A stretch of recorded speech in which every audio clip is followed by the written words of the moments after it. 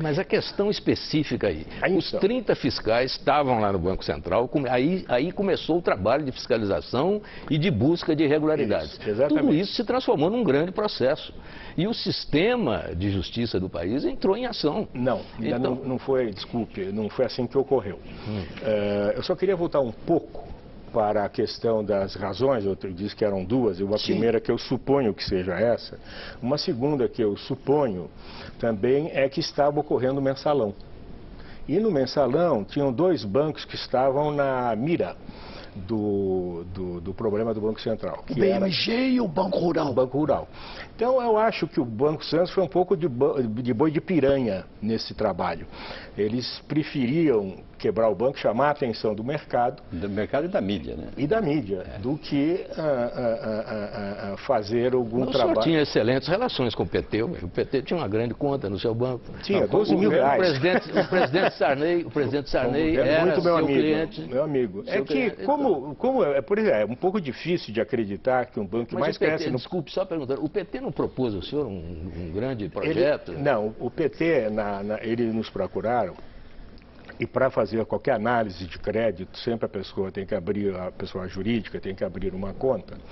Ele queria fazer uma grande reformulação do sistema de computação do partido. Ou seja, queria que cada cidade que tivesse cada município que tivesse uma sede, um diretório, recebesse lá um computador. Então, era uma proposta, mas nós examinamos e acabamos negando, porque ele não tinha como nos atender nas garantias. As garantias que eles nos ofereciam eram os próprios computadores. E o computador, como a gente sabe, ele vai perdendo a sua capacidade financeira à medida que ele vai envelhecendo.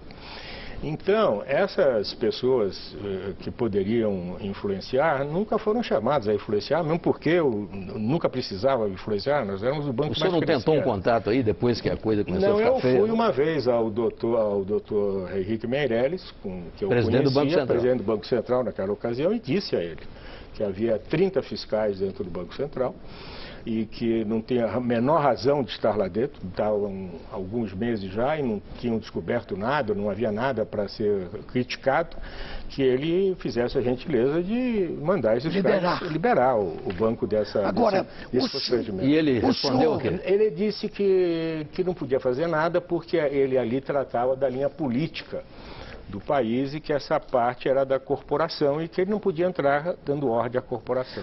É isso que ele me disse. Dodmar, o senhor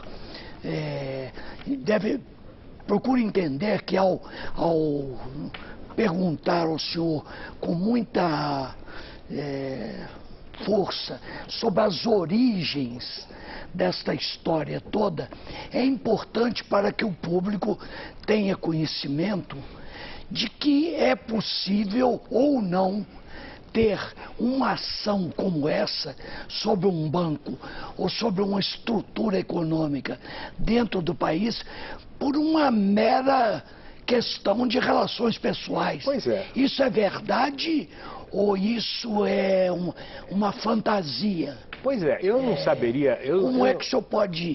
claramente explicitar isso? O que eu posso explicitar é Sabe dizer... por quê? Porque existem bancos recebendo intervenções sistematicamente ao longo da história econômica do país. Claro.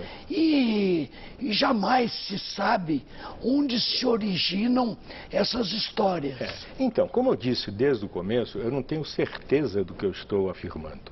O que eu disse é que eu suponho que esses dois fatos tenham contribuído para, eventualmente, internamente, eles decidirem pela intervenção. O fato relevante é que eles interviram num banco sadio. E isto ficou demonstrado porque eles, ao dizerem que havia um furo de 2 bilhões e 200 milhões de reais, hoje nós já temos recebido quase isto, ou praticamente isto, e ainda temos mais 3 bilhões em discussão. Isto é a prova cabal de que houve um erro. Então, se não havia um problema de ordem bancária, se não havia um problema de ordem financeira, só poderia haver fatos subjetivos que tenham levado a isso. Eu também quero crer que eu devo ter a minha culpa. E qual seria a sua culpa? Pois, a minha culpa seria talvez a demasia. A demasia no sentido de... Compulsão. Compulsão, vamos chamar. O que era? O banco ia muito bem. O banco era o banco realmente que mais crescia nesse país nos últimos anos. Isso tem estudos de várias instituições falando. E eu ficava no banco a parte da manhã e na parte da tarde eu me dedicava às operações de exposições no Brasil e no exterior. Passava, no ano de 2001 e 2002 e 2003, eu passei metade do ano fora do país. Nós fizemos 43 exposições. E essas exposições, queira ou não, esse volume de atividades, o banco aqui, as exposições ganhando um sucesso imenso, a gente trazendo os guerreiros de chã, fazendo a maior exposição do Brasil, 500 anos. Quer dizer, a exposição maior, no caso, era a sua. No final, eu estava ali, talvez, atropelando pessoas. Eu podia estar passando por cima, podia estar sendo grosseiro, sendo muito rude nesse caminho, porque talvez até envolvido no sucesso, em tentar buscar o objetivo. Mas, doutor Ademar, isso talvez possa motivar, criar uma antipatia ou alguma coisa contra o senhor e tal, mas de fato o que existe é um processo objetivo. Pode até ter um erro aí, mas é um processo objetivo que começa com um trabalho de 30 fiscais, vira processo, cai na mesa de um juiz, vira sentença, a sentença vira prisão, o senhor vai para a cadeia. Quer dizer, não é possível que tudo isso se explique apenas por antipatias pessoais ou coisa parecida. Isso, talvez, Dmitry, é o seguinte, quando houve a intervenção do banco, não havia nada contra o Banco Santos. Absolutamente nada. O senhor foi surpreendido quando ficou sabendo que tinha 30 fiscais lá? Eu fui surpreendido que o dinheiro da minha mãe, o dinheiro da minha mulher, da minha irmã, o meu dinheiro estava lá dentro. Eu não tiramos nada, não sacamos de nada. Então, porque eu fui realmente surpreendido por isso. Embora vendo que havia sempre um volume muito grande de resgate, mas eu até imaginava que o Banco Central acabasse resolvendo esse problema. E depois da intervenção, depois da presença dos fiscais, os credores começaram a tirar, os correntistas começaram a tirar dinheiro. Muitos começaram a tirar. Mas acontece que o ponto básico está na intervenção. Porque quando há a intervenção do banco, aí que começa o processo.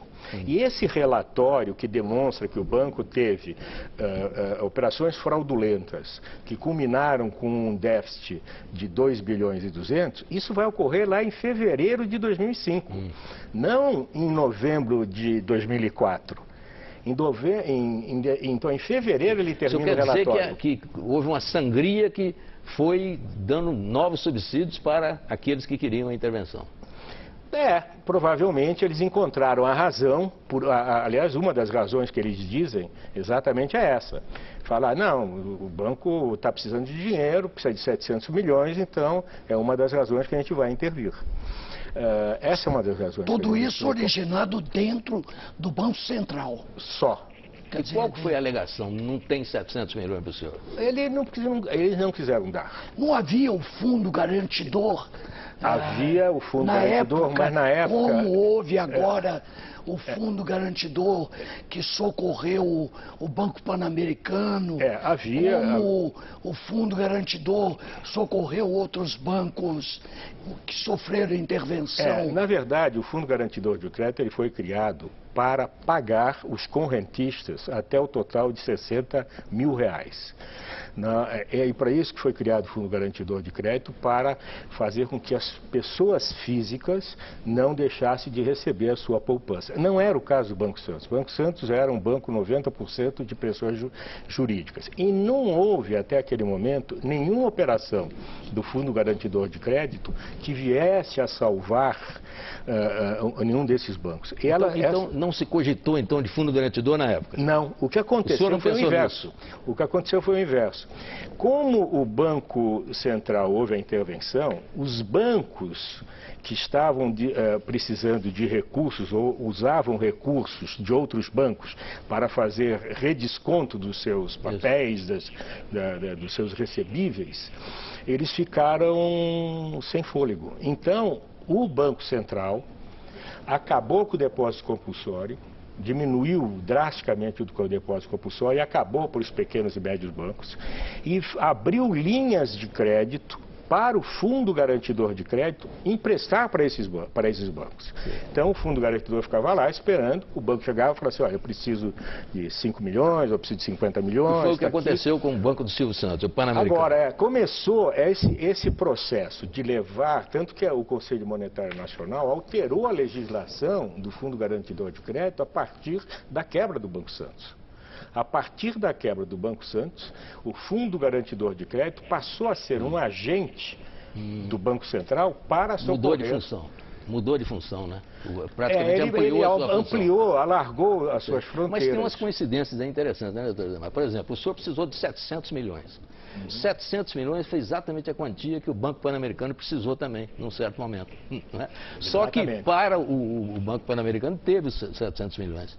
Para através da Caixa Econômica. Através da Caixa. Federal. Da Caixa Federal. Aí já não foi um empréstimo. Não, aí foi a Caixa Econômica bondosamente adquiriu o controle, não controle, pegou 49% do banco, né? Isso. E aí o senhor acredita que tenha havido uma intervenção do Banco Central também para que a Caixa fizesse essa compra eu não conveniente? Sei. Eu realmente eu não sei. Estaria sendo leviano se eu afirmasse alguma coisa. Não, aí o que a gente sabe, que o senhor sabe que o que aconteceu foi o seguinte, houve um negócio da Caixa Econômica, 700 milhões, 730 milhões, aí houve uma fiscalização por causa dessa negociação. E a fiscalização apontou as fraudes. Isso. E depois, aí, usando a expressão do Telles, bondosamente o Fundo Garantidor apareceu e falou, não, ninguém precisa dar garantia nenhuma, deixa que nós garantimos. Entendeu? E o controlador do banco, que era o Silvio Santos, ficou livre de tudo isso. O Fundo Garantidor garantiu, como o próprio nome sugere, a Caixa Econômica botou 700 milhões e está tudo lá. Por que no seu caso não aconteceu nada disso? Quais as diferenças? Como é que o senhor compara uma coisa e outra? Então, eu acho que, conforme eu disse, o Fundo Garantidor de Crédito, ele ampliou as suas diretrizes, os seus focos, a partir da intervenção do Banco Santos. A partir da intervenção do Banco Santos... Eles aperfeiçoaram o sistema de modo... Ampliaram os recursos. Ampliaram os recursos, receberam o recurso do Banco Central. Então, eles fizeram, na verdade, o Fundo Garantidor de Crédito, não apenas para garantir as pessoas físicas, como para também dar uma garantia ao sistema financeiro, o que está absolutamente correto. O que...